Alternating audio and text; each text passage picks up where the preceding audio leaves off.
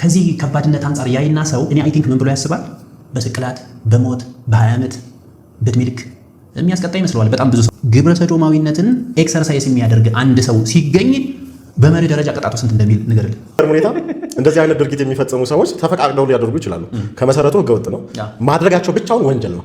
ሁለቱ ተፈቃቅደው ቢያደርጉም እንኳን ይሄ ተፈቃቅደው ያደረጉ ነገር ግን በመረጃ የተረጋገጠባቸው ሰዎች ላይ ነው ይሄኛው የመጀመሪያው አንቀጽ የሚመጣው ማለት ነው። 629 የሚመጣው ግን ምንድነው? በቀላሉ እስራት ይቀጣሉ። ቅጣቱ ይሄ ነው፣ በቀላሉ እስራት። የእናት ሞት ህመም እስካሁን ጊዜ ያስፈልግሻል ብዬ ብታገስሽ ብለሽ እኛን ማጥቃት ጀመርሽ። ስለዚህ ህግ እስኪግዳኛል ከዚህ በኋላ 24 ሰዓት ሰጥሻል። ካልሆነ ደግሞ ወደ ትልቅ ሚዲያ ወጥቼ ብዙ አመቱ የሚበል ገበና ላወጣ። ሳሙኤል ኮንስትራክሽን ሰራተኛ ነበረ፣ ዱባይ ውስጥ ማለት ነው። ኢትዮጵያ ለዘላለም ትኑር። እኔ መስሙር የምትወዱ ሰዎች እስቲ ጋበዝኳቸው፣ አብረን እንበል እስቲ ታሪኬን ቀያሪ። ወድቃ ሙሉ ለሙሉ በሆድ ዕቃዋ በኩል ፌሮ ወቅቶ እስከ ማህፀኗ ድረስ ገብቶ የወጋት። ማህፀኗ ውስጥ መንትዮች አሉ። እነሱን ደግሞ ሸፍኖ የነበረው ሁሉ ውሃ እስከ መፍሰስ የደረሰበት።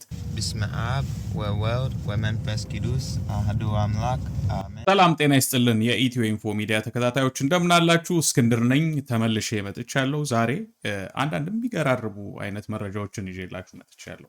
ከመረጃዎቼ በፊት ማለት አንድ እንግዲህ ቲክቶክ ላይ ያገኘሁትን አንድ ቪዲዮ አጋራችሁና በዛ እንጀምራለን ማለት ነው። በስመ አብ ወወልድ ወመንፈስ ቅዱስ አሐዱ አምላክ አሜን። Thank you guys so much. I'm trying to follow back all of you and God be with you all. May the blessings of our Lord protect each and every single one of you. God bless. ቲክቶክ መንደር ነው ያገኘሁት። ወንድማችን ኦርቶዶክስ ክርስቲያን ነው። ያልታሰበ ወጣት እንደዚህ አይነት ልጆች ቦክሰኛ ነው ልጁ እና እንደዚህ አይነት መልእክት ሲያስተላልፉ ስታዩ ደስ ይላል። ስለዚህ በዚህ ልጅ ቡራኬ ጀምረናል ማለት ነው። ዛሬ ይዘንላችሁ የቀረብነው ምን መሰላችሁ? ትላንትና በጣም አነጋጋሪ የነበረው ጆን ዳንኤል ነው። የሱን ጉዳይ ይዤላችሁ መጥቻለሁ። ሼፍ ዮሐንስን የምታውቁት ከሆነ አንድ አነጋጋሪ ቪዲዮ ለጥፏል። ለዚህ ቪዲዮ የሰጠው ርዕስና በቪዲዮ ውስጥ ያስተላልፈው መልእክት ብዙዎችን ግራ እያጋባ ነው። ምን እንዳለ እንግዲህ የምናየው ይሆናል። በቀደም ዕለት በሰራሁት ቪዲዮ ዚኮሞ አዋርድ ላይ ትንሽ ስህተቶች ሰርቻለሁ። ለዛ ይቅርታ ጠይቃለሁ። በመጀመሪያ 2 ኢትዮጵያውያን ናቸው ያሸነፉት ብያለሁ። በጣም ተሳስቻለሁ። 3 ኢትዮጵያውያን ናቸው። ሞዴል ሳሚን የምታውቁት ከሆነ በኋላ ላይ ታሪኩና ያሸነፈበትን መንገድም እሱን እነግራችኋለሁ። እንደዚሁም ቬሮኒካም 1 ሳይሆን 2 እንዳሸነፈች እንግዲህ መጨረሻ አካባቢ ስለነበረ ሽልማት ስነ ስርዓቱ የተካሄደው የሁለተኛው እሱን ስቻለሁ። ይቅርታ ጠይቃለሁ። የእሷንም አቀባበል የምናይ ይሆናል። ከዛ ውጪ ማለት ነው ይሄ የምትመለከቱት ታሪክ ማለት ነው በሐኪም ፌስቡክ ፔጅ ላይ የተላለፈ መልእክት ነው። እጅግ በጣም ድንቅ የሆነን የሐኪሞችን ስራ የእግዚአብሔርን የፈጣሪን ስራ እና ለማሰብ የሚከብድ አይነት ህይወት 3 ህይወት የተረፈበትን መንገድ ያብራሩበትንም ጽሁፍ የማጋራችሁ ይሆናል። ከዛ በተጨማሪ ደግሞ አንድ ብዙዎች ያላስተዋሉትን ከግብረ ሰዶም ጋር በተገናኘ ኢትዮጵያ ህግ ውስጥ ያለውን ጠበቃ የሸዋስ ኢያሱና ጠበቃ እያሌው ቢታኔ ጁሪስ ፖድካስት ላይ ሆነው ያጋሩትን መረጃ ማለት ህጉን ማለት ነው። ህጉን ብዙ ሰው የሚያስበውና ትክክለኛ ህጉ ምን እንደሆነ ያስረዱበትንም ቪዲዮ ይዤላችኋለሁ ማለት ነው። እሱን ወደ መጨረሻ አካባቢ አሳያችኋለሁ። ይሄንን ፕሮግራም እንግዲህ እንድትከታተሉ ጋብዛለሁ። ላይክ፣ ሰብስክራይብ፣ ሼር አድርጉ። ይሄንን ቻናል 802,000 ሰብስክራይበር አልፈናል። ወደ 900,000 ወደ 1 ሚሊዮን ግስጋሴያችን እየቀጠለ ነው። ስለምታግዙን ስለምትረዱን ደግሞ ሁላችሁንም አመሰግናለሁ። ከመሸጋገሪያ በኋላ እንግዲህ ወደ ያስኩላችሁ መረጃዎች አልፋለሁ ማለት ነው።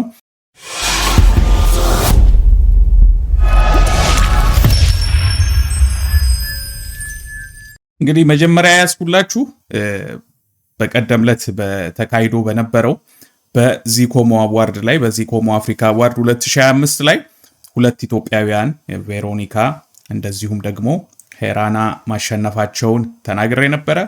ቬሮኒካ በሁለት ዘርፍ ሲሆን ያሸነፈችው፣ ሄራና ደግሞ ቤስ ሞዴል ኦፍ ዘ የር በሚል በሴቶች መደብ አሸንፋ ነበረ። ከዛ ጋር የረሳሁት አንድ ኢትዮጵያዊ ነበር አሸንፏል። ሳሙኤል ባይሳ አሸንፏል። And the best male model of the year, this one goes to Samuel Baisha from Ethiopia. Model from Ethiopia.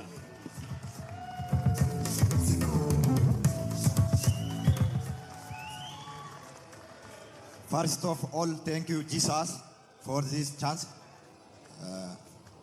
Next, for my fans, for my country, all people, thank you. Ethiopia, ለዘላለም ትኑር። የሳሙኤል ባይሳን ታሪክ እንግዲህ ማታውቁ ካላችሁ ነው። ሳሙኤል ወደዚህ ዝና የመጣበት መንገድ በጣም የሚያስገርም ነው። ይሄን ታሪኩን የሳሙኤልን ታሪክ ማታውቁ ካላችሁ እንግዲህ ሳሙኤል ኮንስትራክሽን ሰራተኛ ነበረ፣ ዱባይ ውስጥ ማለት ነው።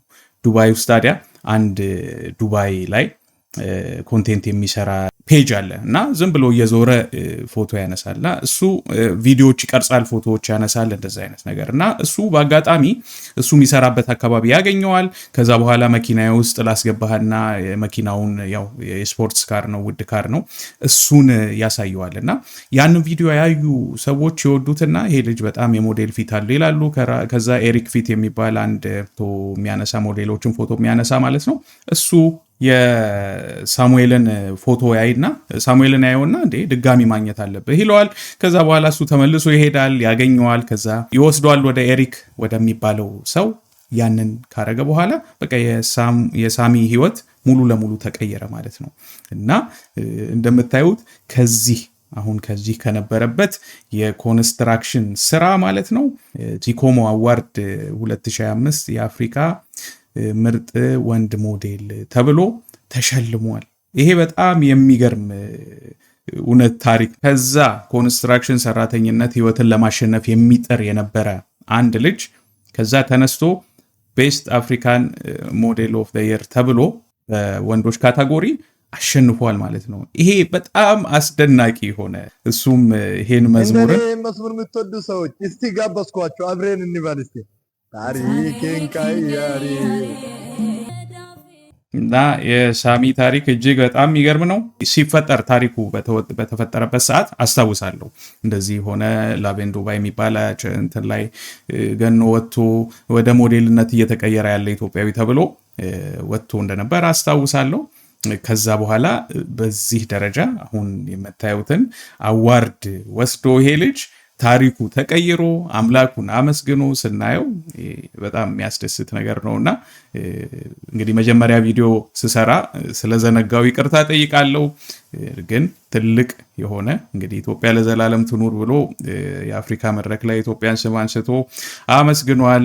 ሁሉንም የሚወዱትን ለፈጣሪው ለክርስቶስ ኢየሱስ ለእግዚአብሔር ምስጋናን አቅርበዋልና በጣም ደስ የሚል ነገር ነውና ከዚህ ኮሞ አዋርድ ጋር ተያይዞ እንግዲህ ቬሮኒካ ትላንትና ዕለት አቀባበል ተደርጎላት ነበር። ጓደኞቿ አድናቂዎቿ ተሰብስበው በጣም የሚገርም አቀባበል አድርገውላታል። እንደነገርኳችሁ 2 አዋርድ ነው ቬሮኒካ የወሰደችው እና ሁለቱንም አዋርዷን ይዛ ገብታ አትሌቶቻችን በአትሌቶቻችን ሲመጡ የነበረ አይነት ትልቅ አቀባበል ተደርጎላታል ማለት ነው። ይሄን ያዘጋጁ እውነት ሊከበሩ ይገባቸዋል። ምክንያቱም ቀላል ነገር አይደለም እንደዚህ ማድረግ። ቢሆን ደስ የሚለኝ የነበረው እንደነገርኳችሁ ሄራናም እሷም አሸንፋ ነበር። ሜይ ቢ በተመሳሳይ ጊዜ ቢገቡ ሁለቱም ሳሚ ዱባይ እንደሚኖር አውቃለሁ፣ ግን ሁለቱም ኢትዮጵያ ናቸው ያሉትና ለሁለቱም ተመሳሳይ አይነት አቀባበል ቢደረግላቸው በጣም አሪፍ ነበረ። ግን ቬሮኒካ ከአርቲስቶች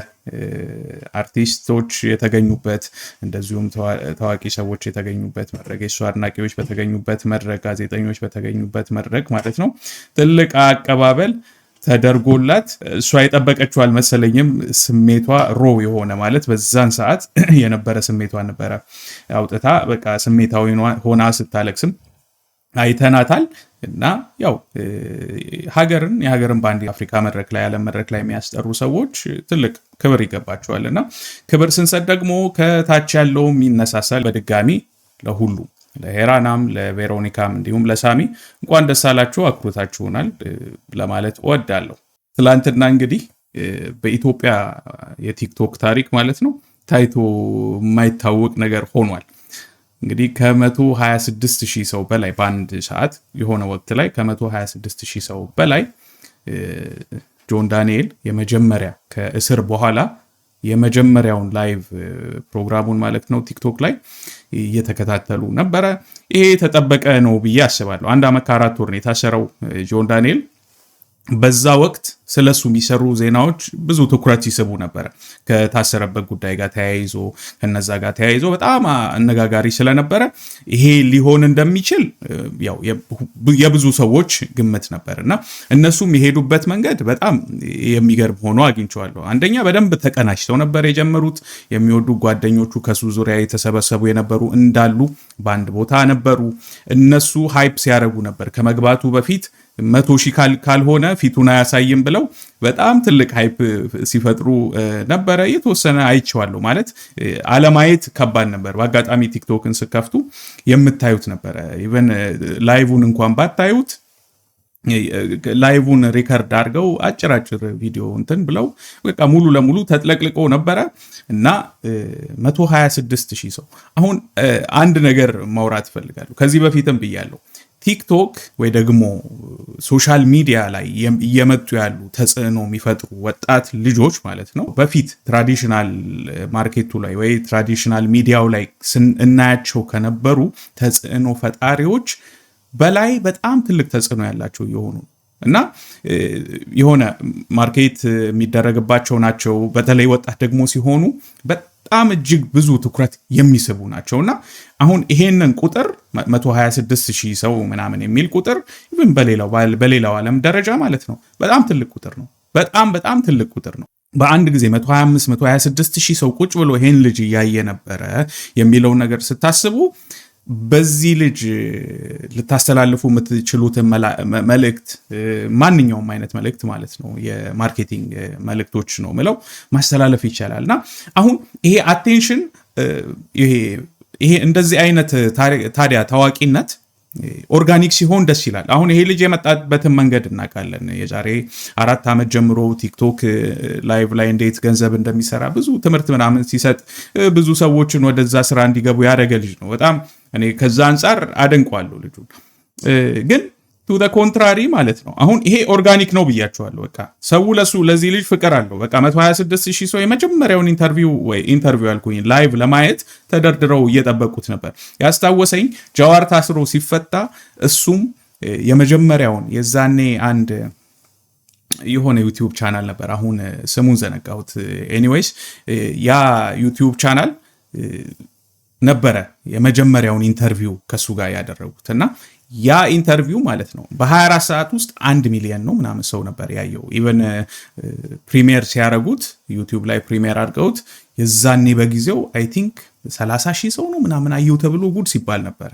እና ይገባኛል፣ ሃይፑ ይገባኛል። ከስር ከወጡ በኋላ የመጀመሪያውን ማየት ሁሉም ሰው ማየት ይፈልጋል። ይሄ ነገር እርግጠኝነት አሁን ነገም ቢገባ ከነገ ወዲያም ቢገባ 126,000 ያየዋል ማለት አንችልም። ሰው ሃይፑ እንዳለ ሆኖ ግን ኦርጋኒክ ነው የምላችሁ። ኦርጋኒክ ነው። ልጁ ለዚህ የተሰጠ ነው። ይችልበታል፣ ያቅበታል ማለት በቃ this is his ፕሮፌሽኑ ነው። ግን አንዳንዴ ከእውነተኛ ታዋቂነት ወይ ደግሞ እውነተኛ ተጽዕኖ ፈጣሪነት እንዳሉ ማለት ቫይራል የመሆን ነገር እንዳሉ ሆነው ከዛ ውጪ ደግሞ ሌሎች እኔ አሁን ይሄን ቪዲዮ አየሁትና ቀጥታ በአጋጣሚ ስላየሁ ከጆን ዳንኤል ተጽዕኖ ፈጣሪነት ወይ ደግሞ ሪል ኦርጋኒክ የሆነ ቫይራል ኮንቴንት መስራት የሚችሉ ኮንቴንት ክሬተርስ እሱም ሆኑ በጣም ብዙ እና አዶናይ እና ዩቲናስ ምናምን ጋር ሳነጻጽረው እንዴት ነው ስትራግል እያደረጉ ነው ወይ? አሁን ሼፍ ዮሐንስም መታቁት አላችሁ፣ የታወቀ ሼፍ ነው። ብዙ ቴሌቪዥን ፕሮግራሞች ላይ ፕሮግራም አቅርቦ ያውቃል። ሶሻል ሚዲያ ላይ በጣም የታወቀ ነው። ሬስቶራንቶች አሉት። በራሱ እንትን በተለይ አሳ ላይ ብዙ አይነት ዲሾችን የአሳ ዲሾችን እየሰራ የሚያቀርብ ሰው ነው። አነጋጋሪ ቪዲዮ ለጥፎ ነበር በትላንትናው ዕለት። ከልቤ በጣም ነው ማዝነው። ለምለኛ ቤተሰብ እንደዚህ አይነት ነገር አይገባም። እንኳን ስና ለማንም ለማውራት ለቤተሰብ ለማውራት ይከብዳልና ግን ምንም አይነት ምርጫ እየተሰጠኝ ስላልሆነ በህይወቴ ላይ እየደረሰ ስለሆነ መናገር ስላለብኝ ይህን ቪዲዮ አንድ ጊዜ አሳይቻችሁ እንመለስ። ብላልኩሽ አልፈልግም ነው ያልሽ። በራሴ ቤት ቅጂልኝ። ስለዚህ መብላታችን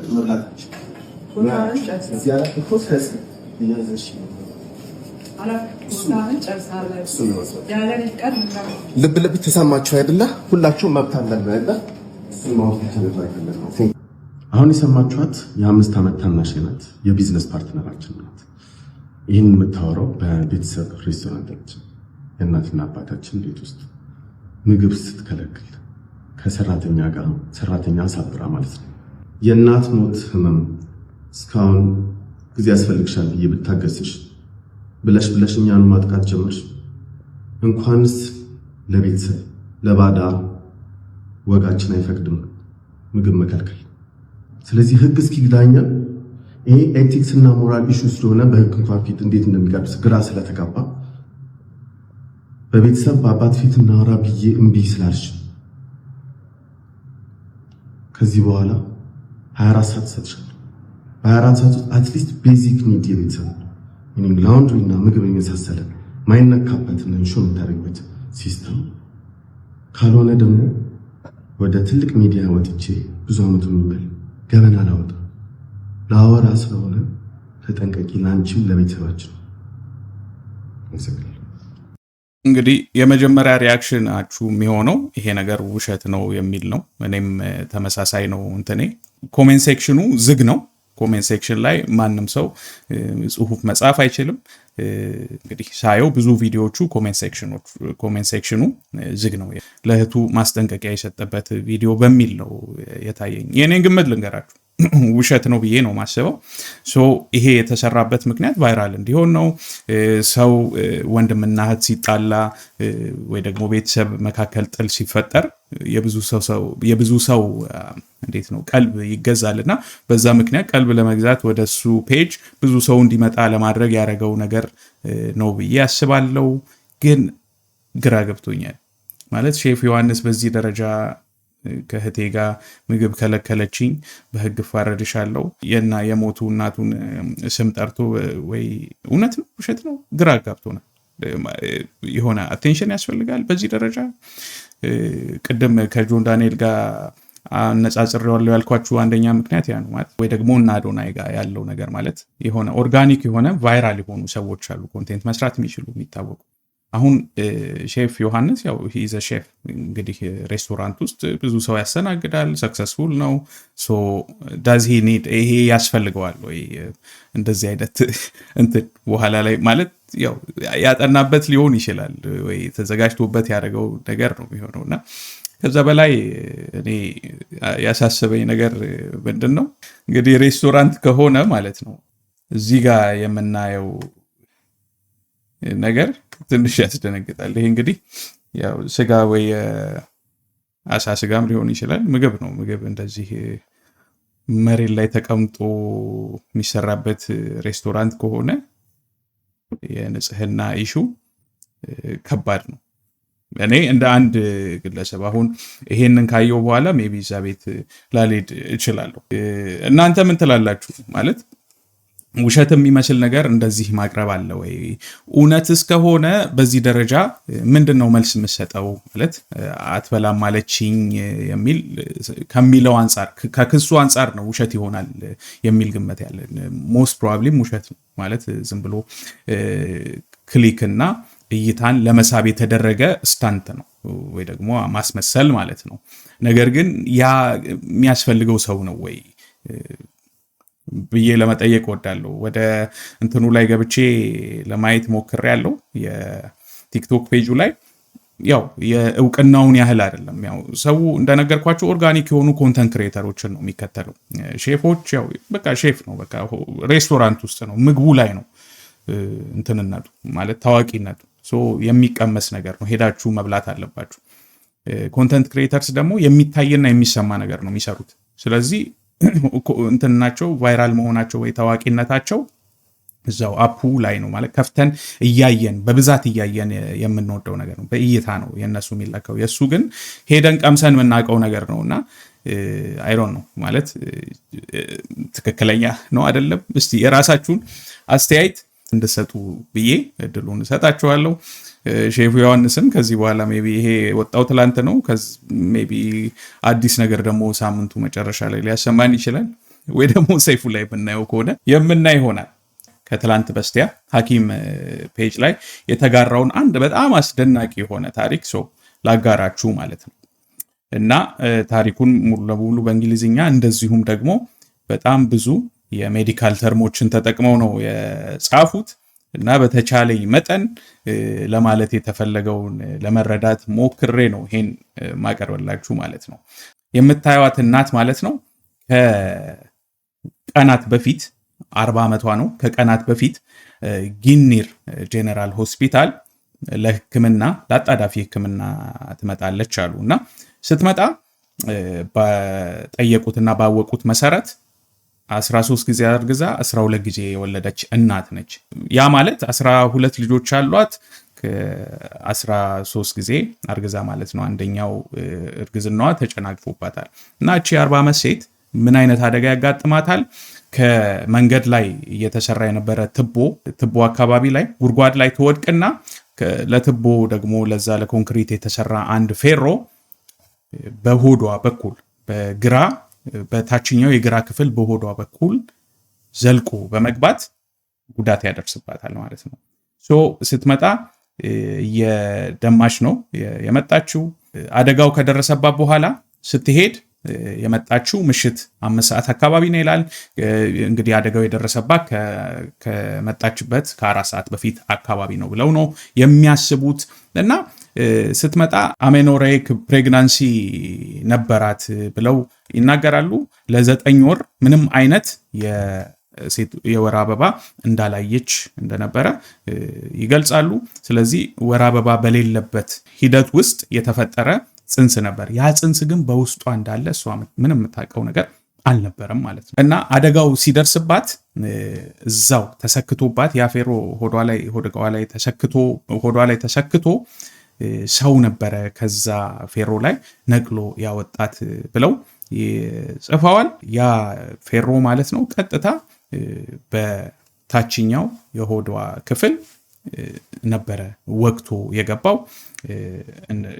የገባውም ፌሮም ገብቶ የሷን ማህፀን በስቶት እንደነበረ እንደገና ደግሞ ከማህፀኗ ውስጥ ደግሞ ይሄ አምኒዮቲክ ፍሉድ ይሄ ልጅ በእርግዝና ወቅት ውስጥ ያለውን ልጅ ከልሎ የሚይዘው የውሃ ክፍል ፈሶ እንደነበረ ይገልጻሉ። ይሄ በአልትራሳውንድ ኢቫሉዌት ሲያደርጓት እና ሲያዩት መንታ እርጉዝ እንደነበረች ያስተውላሉ ማለት ነው።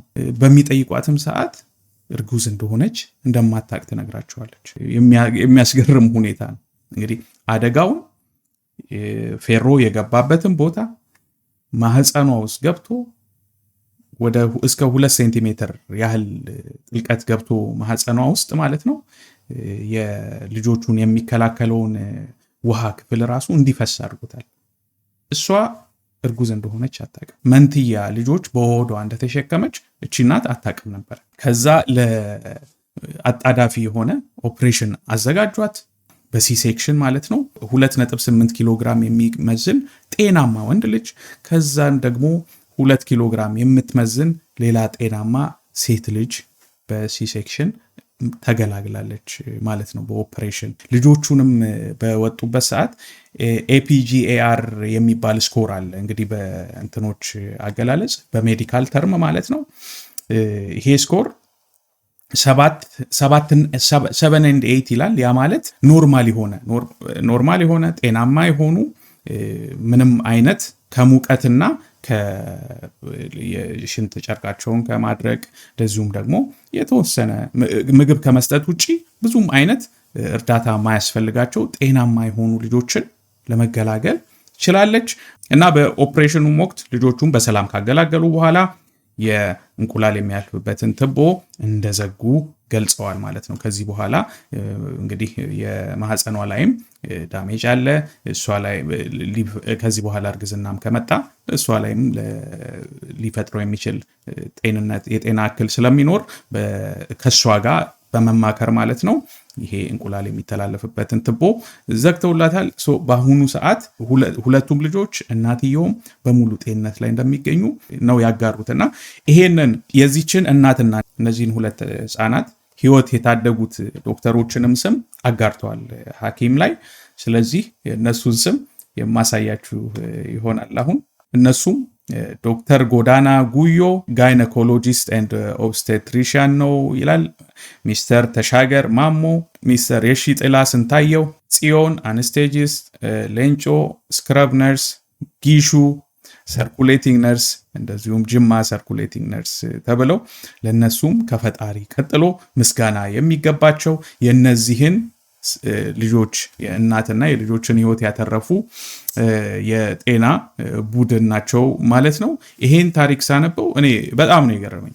አሁን ያሉትን ሴናሪዎቹን ስናስቀምጥ መንትያ ልጆችን እርጉዝ መሆኗን ማታቀናት የደረሰባት አደጋ ወድቃ ሙሉ ለሙሉ በሆድ ዕቃዋ በኩል ፌሮ ወቅቶ እስከ ማህፀኗ ድረስ ገብቶ የወጋት ማህፀኗ ውስጥ መንትዮች አሉ። እነሱን ደግሞ ሸፍኖ የነበረው ሁሉ ውሃ እስከ መፍሰስ የደረሰበት ከዛ ደግሞ የፈጀውን ጊዜ አስቡት። ወደ ከ4 ሰዓት በኋላ ነው ሁሉ ሐኪም ቤት ተገኝታ ሕክምና ሲደረግላት የነበረ። በነዛ ሁሉ መሃል ማለት ነው እነዚህ ልጆች በሰላም እግዚአብሔር ጠብቋቸው ከእግዚአብሔር በታች ደግሞ የነዚህ የጤና ባለሙያዎች እገዛ ተደርጎበት ማለት ነው በሰላም ተገላግላለች። እና እኔ ሳየው እጅግ በጣም ያስገረመኝ ታሪክ ነው። እጅግ በጣም መከበር አለባቸው እነዚህ ጊኒር አጠቃላይ ሆስፒታል ያሉ ዶክተርና ነርሶች ቲሞች እንዳሉ ትልቅ ምስጋና ይገባቸዋል። እዚህ ላይ አካባቢ ያሉ ሰዎች በቪዲዮ መስራት አለባቸው። አሁን ይሄ በጽሁፍ ነው እንግዲህ ያገኘ ነው፣ በጽሁፍም ነው ያጋራዋችሁ እያነበብኩ ለመረዳት ሞክሬና በቪዲዮ መሰራት ያለበት ነገር ነው። እዛ አካባቢ ያለው አሁን ኮሚኒኬሽን ቢሮ ይኖራል ወይ ደግሞ ራሱ የሆስፒታሉ የሚዲያ ክፍል ሊኖር ይችላል። እንደዚህ አይነት አስገራሚ ታሪኮችን ማጋራት አለባቸው። ሰው ሁሉም ሊሰማ ይገባል እና እንኳን እግዚአብሔር አተረፋቸው። ይሄ እግዚአብሔርን ስራ የምናይበት ነገር ስለሆነ በጣም ስላስደነቀኝ ነው ይሄን ያጋራኋችሁ ማለት ነውና ወደ መጨረሻው መረጃዬ ደግሞ ሳልፍ ማለት ነው ጁሪስ ፖድካስት ላይ በክብረ ሰዶም ዙሪያ የሰሩት ፕሮግራም ነበርና ከዛ ውስጥ ቆርጠው ያወጡት በተለይ ደግሞ ግብረ ሰዶሞች ጋር ተገናኝቶ ኢትዮጵያ ውስጥ ህግ አለ 15 ዓመት ያሳስራል እንደዚህ ይሆናል ምናምን የሚባሉ ነገሮች አሉና ግን ትክክለኛው ነገር ምንድነው ብለው ጠይቀዋል። ለዛሬ ግን እቺን ክፍል እንድናደምጥና የሆነ መረጃውን ለሁላችሁም እንዲደርስ ለማድረግ ነው። ሙሉውን ቆይታ ግን ጁሪስ ፖድካስት ላይ ሄዳችሁ እንድታዳምጡ ጋብዛለሁ። አያሌው የሚገርም ነገር በጣም ብዙ ሰው ከዚህ ከህግ ሙያ ውጭ ያለው ሰው ማህበረሰብ ማለት ነው ግብረ ሰዶም ሲባል በጣም ሾኪንግ፣ ይሄ ባይብሊካል የሆነ ኢንተርፕሬቴሽን ደግሞ ለእኔ መቼስ የምረዳው ነገር አለ። አንተም እንደዛ ለምሳሌ ሰው ከመግደል ኦልሞስት እኩል ወይም በላይ ነው ስፒሪቹዋሊ የሚታይበት ፐርስፔክቲቭ ማለት ነው። በጣም ከባድ ነው። ከዚህ ከባድነት አንጻር ያይና ሰው እኔ አይ ቲንክ ምን ብሎ ያስባል? በስቅላት በሞት በ20 ዓመት በእድሜ ልክ የሚያስቀጣ ይመስለዋል በጣም ብዙ ሰው። አክቹዋሊ ከበድ ያለ ቅጣቱ የሚከብድበት ሁኔታ ያለ መሆኑ እንደተጠበቀ ሆኖ እኔ አንተ እንድትገልጸው ፈልጌ ነው። ግብረ ሰዶማዊነትን ኤክሰርሳይዝ የሚያደርግ አንድ ሰው ሲገኝ በመሪ ደረጃ ቅጣቱ ስንት እንደሚል ንገርልን። እንግዲህ ለዚህ ነው እዚህ ላይ በጣም ጥንቃቄ ማድረግ መንግስትም መሻሻል ካለባቸው የህግ ድንጋጌዎች መካከል በተለይ ከወንጀል ህጉ መሻሻል ካለባቸው የህግ ድንጋጌዎች መካከል አንዱ ይሄ ነው። በሚገርም ሁኔታ እንደዚህ አይነት ድርጊት የሚፈጽሙ ሰዎች ተፈቃቅደው ሊያደርጉ ይችላሉ። ከመሰረቱ ህገወጥ ነው፣ ማድረጋቸው ብቻውን ወንጀል ነው። ሁለቱ ተፈቃቅደው ቢያደርጉም እንኳን ይሄ ተፈቃቅደው ያደረጉ ነገር ግን በመረጃ የተረጋገጠባቸው ሰዎች ላይ ነው ይሄኛው የመጀመሪያው አንቀጽ የሚመጣው ማለት ነው።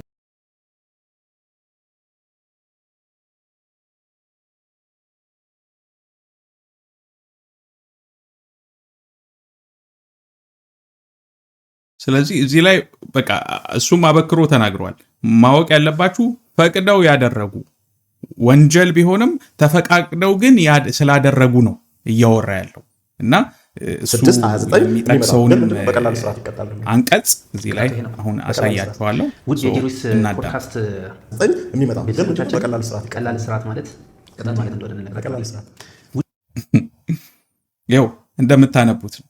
እዚህ ላይ ምንድን ነው የሚለው? ክፍል 2 ይላል የአንቀጽ 629 ግብረ ሰዶምና ለንጽህና ክብር ተቃራኒ የሆኑ ሌሎች ድርጊቶች ይላል። ማንም ሰው ከእርሱ ጋር አንድ አይነት ጾታ ካለው ከሌላ ሰው ጋር ግብረ ሰዶም ወይም ለንጽህና ክብር ወይም ለመልካም ጠባይ ተቃራኒ የሆነውን ሌላ ድርጊት የፈጸመ እንደሆነ አሁን ጠበቃ እያሌው እንዳለው በቀላል እስራት ይቀጣል። ስለ ቀላል እስራት ደግሞ ዴፊኒሽን ምን ማለት እንደሆነ ደግሞ ይኸው ያስረዱናል ጠበቃ ይሸዋስ። ውድ የጂሩስ ፖድካስት ቤተሰቦቻችን ቀላል እስራት ማለት ምን ማለት እንደሆነ እንነግራችኋለን። ቀላል እስራት ማለት ከስንት እስከ ስንት የሚያስቀጣ ማለት ነው? ከ10 ቀን የግዳጅ ስራው ምናምን ጀምሮ ማክሲማም ከሄደ 5 ዓመት ቀላል እስራት ይላል። 5 ዓመት ያውም በመሪ ደረጃ 5 ዓመት አይደለም፣ 3 ዓመት ነው። እስከ 3 ዓመት ነው። ግን እስከ 5 ዓመት ቀላል እስራት የምንብላቸው ምክንያቶች ስለሚኖሩ ነው። ግን አሁን በዚህኛው ግን በፈቃድ ላይ ያደረጉ ሰዎችን ነው ከመልካም ጠባይ ተቃራኒ የሆነ ድርጊቱን እጅ ከፍንጅ የተያዙ ወይም በማስረጃ የተረጋገጠባቸው መሆናቸው ሲረጋገጥ ቀላል እስራት። አሁን ፈቅዶ ስልጣኑን ለማን ሰጠው? ለፍርድ ቤቱ ነው የሰጠው። እቺ ኖርማሊ በመሪ ደረጃ ግራቀኙ ተፈቃቅደው ሲፈጽሙት ለፐብሊክ ሞራሊቲ ኤንድ ዲሰንሲ ተቃራኒ ስለሆነ ብቻ የሚያስቀጣ ነው። ኦልራይት በደንብ ኮንቴክስቹዋላይዝ እናድርገው ይሄን ነገር። ለምሳሌ የወንጀሉ አፈጻጸም የተለየ አይነት ካልሆነ ብዙ ጊዜ ማንኛውም ተከሳሽ ኦን አቬሬጅ ወደ 3 አካባቢ የሚሆኑ የቅጣት ማቅለያዎች ያቀርባል። አትሊስት አሁን ተከሶ የማያውቅ ከሆነ ከዛ በፊት የቤተሰብ አስተዳዳሪያ ኮመናት ሶስተኛ ምን ሊጨመር ይችላል? ከዚህ ቀደም ወንጀል ፈጽሞ ያልነበረ እንደሆነ እሱ አንድ ሪካርድ ከሌለው አንድ፣ ሁለተኛ ቤተሰብ አስተዳዳሪ፣ ሶስተኛ ደግሞ የሆነ ኮንትሪቢዩሽን ግድ የለም ይመን አሁን አይ ካመነማ 3 እናድርገውና አራተኛ ደግሞ ለማህበረሰብ ምናምን ያደረገው ቦንድ ገዝቶ ማምጣት በራሱ ማቅለያ ሊሆን ያባይ ግድብ 4 አደረግንለት። 4 የቅጣት ማቅለያ ካለ ከ10 ቀን እስከ 3 ዓመት ሲሆን ይሄ ሰውዬ 3 ወር ሊቀጣ ይችላል። 3 ወር የማይቀጣም በተግሳጽ ይለቀቃል። ከዛ ደግሞ ይገደባል። ገደብ ደግሞ አለ። ይገደባል። ከ5 ዓመት በታች የሆኑ ተግባራትን በተመለከተ ከ5 ዓመት በታች የሆኑ ቀላል እስራት የሚያስቀጡ ተግባራትን በተመለከተ ፍርድ ቤቶች በገደብ የመፍታት የመልቀቅ ስልጣን አላቸው፣ ትሬንድ አላቸው። ነገር ግን ጉዳዩ የግብረ ስጋ ግንኙነት ከመልካም ጠባይ ተቃራኒ የሆኑ ተግባራት ስለሆነ ለምሳሌ በአስገድዶ መድፈር አንድ ሰው 6 ዓመት ከተቀጣ አመክሮ የለውም ታውቃለህ። 10 ዓመት ቢቀጣ 10 ዓመቷን ጠጥቶ ነው የሚወጣት። ነገር ግን እዚህ ከግብረ ሰዶም ጋር በተያያዘ ያለው ትሬንድ ምንድን ነው የሚለውን ግን እኔም ከፕራክቲስ አንጻር አላወቁም። ነገር ግን በተግሳጽ ሊታለፍ የሚችልባቸው ሁኔታዎች ሊኖሩ እንደሚችሉ ከቅጣት ዓላማ አንጻር ያ ሊሆን ይችላል ማለት ነው። በነገራችን ላይ ፍርድ ቤት ዳኛው ስለዚህ አሁንም ያው እነሱ በደንብ አብራርተውታል። እኔ የገባኝን ነው ደግሞ ነግራችሁ። ስለ አስገድዶ ስለደፈሩ ሰዎች አይደለም እዚህ ጋር እያወራን ያለ ነው። ግልጽ መሆን ያለበት ፈቅደው ስለሚያረጉ ሰዎች ነው። አስገድደው ሕፃን ስለደፈሩ ወይ አስገድደው ደግሞ አዋቂ ስለሚደፍሩ ግብረ ሰዶማውያን አይደለም የምናወራው። ፈቅደው ተፈቃቅደው እንገናኝ ተባብለው ስለሚሰሩ እጅ ከፍንጅ ስለሚያዙ ማለት ማድረጋቸው ወይ ደግሞ ያንን አክት መፈጸማቸው ስለተረጋገጠባቸው ሰዎች በፈቃድ ነው። እና እኔ አስገርሞኛል። ይሄ በዚህ ደረጃ ቀላል እስራት እንደሆነ አላቅም ነበረ። ሰርት ያለው አንደኛ፣ ሁለተኛ በ630 ዘ ፎሎዊንግ በግብረ ሰዶም ተከሶ የቀረቡ ሰዎች ቅጣት 3 እናስታውሳለሁ። አሁን ለማውራት አይደል የተቸገር ነው። ያን ያስቸጋሪው ነገር ምን እንደሆነ ልንገርህ። ደሴ ነበርኩኝ እኔ። አሁን ትዝ ይለኛል ኬዙ። ስሜት እንዴት ነው? በጣም ከባድ ነው። ከባድ የሆነው ለምን እንደሆነ ልንገርህ። ዳኛው እኔ ነኝ። ጉዳዩን አከራክሬ አይቼ ውሳኔ የምሰጠው እኔ ነኝ። አከራክሬና ማስረጃ ሰምቼ በህጉ መሰረት ውሳኔ ከመስጠቴ በፊት መጀመሪያ ማጣራት አለብኝ። ለማጣራት ስል የሚሄድባቸው ርቀቶች አሉ። ለምሳሌ ማጣሪያ ጥያቄ መጠየቅ ምናምን ከባድ ነው። አቃቤ ህግ ምስክሮቹን ያቀርባል። የግል ተበዳይ የተባለው ራሱ አለ። ብዙ ጊዜ የግል ተበዳይ የአቃቤ ህግ የመጀመሪያው ምስክር ነው። እንዲህ አድርጎ የግብረ ሰዶም ድርጊት ተፈጸመብኝ የሚለው ሰው አንደኛው ምስክር ነው። ከዛ ሰውዬ ጋር ዲቴል ማውራት አለብኝ። እያንዳንዷን ምን አደረገህ፣ ምን ብሎ ወሰደህ፣ የት ቦታ ምን አደረገህ፣ ከሱ ቀጥሎ ምን አደረገህ የሚለውን ነገር እኔ ሉክ the very painful part የሁሉ ጥያቄዎች ጠይቅ ነበር ያን ጊዜ። ማለት ይህንን በጆሮዬ መስማት ያለብኝ እኔ ለምንድን ነው? የሆነ 1700 ብር ነው ምናምን አካባቢ ነበር ደሞዛችን። ያንን ደሞዝ ለማግኘት ነው ኦር ደግሞ ለፐብሊኩ ፍትህ መስጠት ያለብኝ ሰው እኔ መሆን ስላለብኝ ነው? የሆነ አጋቢ መልስ ማግኘት አለብህ። አዘርዋይስ ለምንድን ነው እንደዚህ አይነት ነገር እኔ የምሰማው? በጣም ከባድ ነው። ሾኪንግ ነው። በጣም አስገራሚ ነው። እኔ በቀላል እስር በፈቃድ ላይ የተመሰረተ ማንኛውም አይነት ግንኙነት፣ የግብረ ሰዶም ግንኙነት፣ ከተመሳሳይ ጾታ ጋር የሚደረግ ግንኙነት በቀላል እስር፣ ያ ቀላል እስር ደግሞ ብዙ ማቅለያዎች ተደርገውበት ኢቭን በምክር በተግዛጽ በነፃ ሊሰናበት ሁሉ ይችላሉ። ይሄ ህግ እያለ ነው አሁን እኛ ዝም ብለን እየጮሆን ያለ ነው ማለት ነው። እነሱም ብለዋል ህጉ ማሻሻያ ያስፈልገዋል። ስለዚህ ጉዳይ እንግዲህ ያገባናል የሚል ማንኛውም የመንግስት አካልም ይሁን ምን ሃይማኖት እንግዲህ አምጥቶ ሊገርፍ አይችልም። ተግሳጽ ነው ሊሰጥ የሚችለው፣ ሃይማኖት ትምህርት ነው ሊሰጥ የሚችለው። ከዛ ውጭ ያለው ግን አካል የመንግስት አካል እንደዚህ አይነት ህግ ይዛችሁ ነው ወይ እንግዲህ ሰውን እያምታቱ የነበሩት? ያ ጉዳይ ማለት ነው ያ ጉዳይ መታየት አለበት እና እንግዲህ እናንተም ሐሳባችሁን እንድታጋሩን እንፈልጋለን፣ ማየት እንፈልጋለን። ምክንያቱም ይሄ እኔ እንደገረመኝ እናንተስ ገርሟችኋል ወይ? ስለዚህ ህግ የምናቀው ከዚህ በፊት የምናቀው የነበረው አስገድደው በመድፈር እስከ 15 ዓመት ሊያሳስር የሚችለው ህግ ወይ ደግሞ ቅጣት ከአስገድዶ መድፈር ጋር የተገናኘ ነበረ። ኢቨን አስገድዶ መድፈሩ እስከ 5-6 ዓመትም ዝቅ የሚልበት አኳኋን አለ። 15 ዓመት የሚለው ህፃናትን ከ13 ዓመት በታች ያሉ ህፃናትን ከሆነ ነው እና ብዙ የማናቃቸው ነገሮች አሉ እና አዲስ እውቀት ስለሆነኝ ነው እንደነገርኳችሁ ጁሪስ ፖድካስት ላይ ገብታችሁ እነሱ የሚያቀርቡትን ፕሮግራም እንድትከታተሉ የህግ እውቀታቸውን ደግሞ እንድታሰፉ ጋብዛችኋለሁ ማለት ነው። እንግዲህ ዛሬ ይዤላችሁ የነበሩት ነገሮች እንዳሉ እነዚህ ናቸው። በነገራችን ላይ እንደነገርኳችሁ በአዲስ መልክ የተለያዩ ነገሮችን እየሞከርን ያለነው ከናንተ ሐሳብ አስተያየቶች ያስፈልጉናል። አንዳንድ ስህተቶችን ብሰራ የዝግጅት ጉድለትን ቢኖር እየተማርኩ እንደሆነ እንድታቁ ለመናገር ወዳለው። ነገር ግን ሚዲያን ወደዋለሁ ስለምወደውም ነው ላለፉት ከ8 ዓመት በላይ እዚህ ላይ ያለሁት ኢትዮ ኢንፎ ላይ ያለ ነውና እንግዲህ ገንቢ የምትሉት አይነት አቀራረብ ፕሮግራም ሊሆን ይችላል ልታጋሩን የምትችሉት፣ ወይ ደግሞ እንግዳ ሆናችሁ መቅረብ የምትችሉ ሌላም ሀገር ላይ የምትኖሩ በዙምም ይሁን በኦንላይን ከኔ ጋር ማውራት ወይ ከባልደረቦቼ ጋር ማውራት የምትፈልጉ ታሪካችሁን ማጋራት የምትፈልጉ ካላችሁ ሁላችሁም ከስር በተቀመጠው ስልክ ቁጥር በቴሌግራም ሊሆን ይችላል፣ ዋትስአፕ፣ እንደዚሁም ፌስቡክ ፔጃችን ላይ ሜሴጅ በመላክ እኛን ማግኘት ትችላላችሁ። እንግዲህ ይሄን ፕሮግራም አዘጋጅቼ ያቀረብኩላችሁ እስክንድር ነበርኩኝ። መልካም ቅዳሜና እሁድ ለእናንተ እየተመኘው፣ እንደዚሁም አውሮፓና አሜሪካ ደግሞ ሌላው ዓለም ላይ የምትኖሩ የክሪስማስ ሳምንት ነው። መልካም የክሪስማስ ሳምንት እንዲሆንላችሁ እየተመኘው ፕሮግራሜን ዘጋለሁ ማለት ነው። መልካም ጊዜ ይሆንላችሁ። አመሰግናለሁ።